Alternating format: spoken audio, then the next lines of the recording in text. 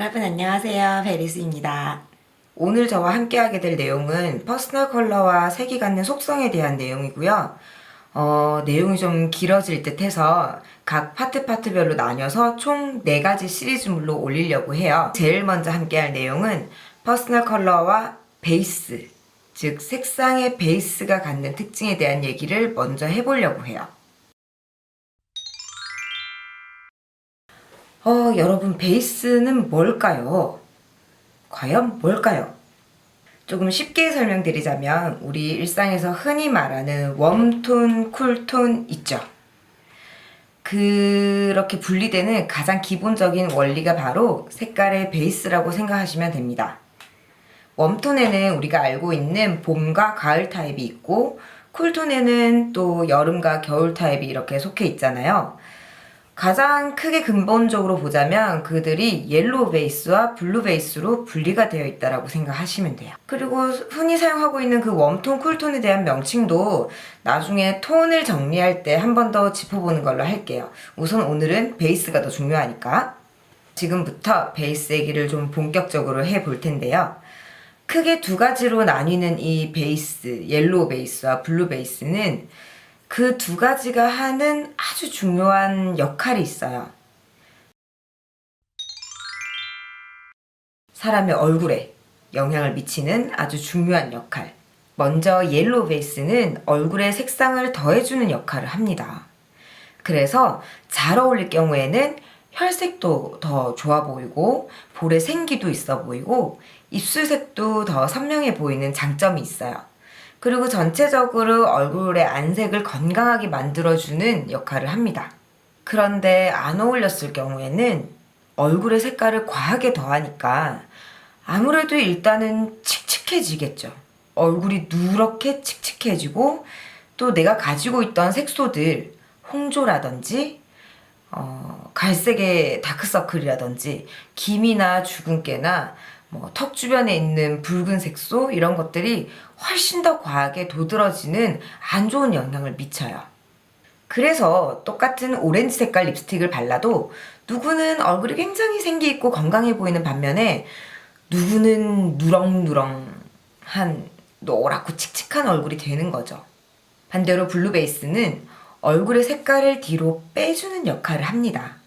그래서 잘 어울릴 경우에는 피부가 희고 깨끗하고 투영한 느낌을 갖게 돼요.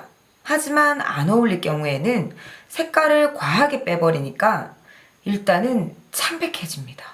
허옇게 창백해지고 또 미처 다 빼지 못한 색소들이 남아서 파란 다크서클, 그리고 수염 난 듯한 자국, 그 뺨에 있는 실핏줄이라든지 혹은 또 다 빼지 못한 색소의 붉은 기운들이 남아서 얼굴이 얼룩덜룩해지는 경향을 띠어요.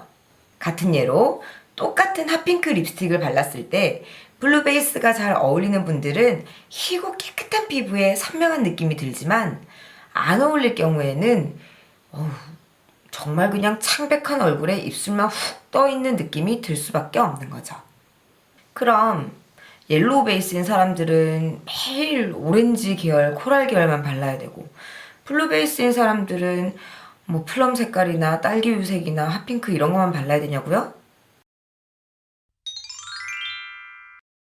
앞서 저의 영상을 보고 오신 분들은 당연히 아시겠지만 절대 아닙니다.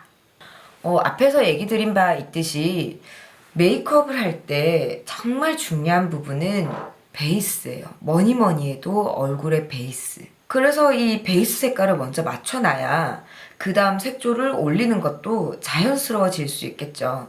옐로우 베이스가 잘 어울리는 사람들의 피부색을 좀 평균적으로 보면 얼굴에 옐로우기가 조금 많다거나 아니면 노란 색소를 갖고 있는 경우가 좀 대부분 많거든요.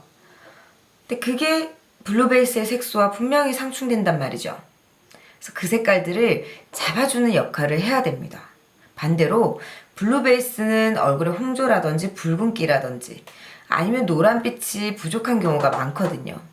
마찬가지 그 부분을 보완하는 역할을 해야겠죠. 그 역할은 컬러 베이스나 혹은 메이크업 컬러 코렉터로 할 수 있습니다. 우선 우리 색상 안에 보색 관계를 좀 설명해 드릴게요. 빨간색의 맞은편에는 녹색이 있습니다. 그리고 노란색의 맞은편에는 보라색이 있고요. 얘네 둘이가 상충됐을 경우에는 색깔이 상쇄되는 논란 현상이 일어납니다. 옐로우 베이스들이 많이 갖고 있는 노란 색소를 퍼플색의 메이크업 베이스나 컬러 코렉터로 잡아주시고, 또 블루 베이스 사람들이 많이 갖고 있는 붉은기를 그린 베이스나 컬러 코렉터로 잡아주신다면 색깔을 이렇게 상쇄시켜서 노멀한 상태로 만드는 데 조금 도움이 되겠죠. 부족한 색감은 파운데이션으로 채워주면 된다는 사실. 앞서 말씀드린 바 있듯이 저는 옐로우 베이스의 사람이에요. 하지만 정말 다채롭게 색깔 쓰는 걸 좋아하거든요. 기본적인 퍼스널 컬러 이론에 대한 거를 좀 여러분들과 많이 나눈 후에 제가 컬러를 활용하는 모습을 직접 보여드리도록 할게요. 블루 베이스의 컬러를 사용하는 모습, 그리고 또 옐로우 베이스의 컬러를 다양한 톤으로 활용하는 모습을 직접 보여드릴 테니까 여러분들도 색깔에 대한 선입견 갖지 마시고요. 다양하게 활용하시기를 바라겠습니다.